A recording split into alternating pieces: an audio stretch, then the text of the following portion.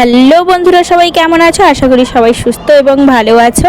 তোমাদের আশীর্বাদে আমিও ভালো আছি। চলে এলাম নতুন এক ধরনের ভিডিও নিয়ে। তো দেখো, সকাল সকাল মামাম ওই ব্যাগে আমি রঙগুলো মানে আবিরগুলো লুকিয়ে রেখেছি, আর ও ব্যাগ ধরে টানছে, খুলতেই পারছে, নামাতেই পারছে না ব্যাগটা, দেখো টানছে। তারপরে দেখো দুপুরবেলা তোমাদের দাদাভাই কিনে এসছে, দেখো তো বরফ গোলা শরবত।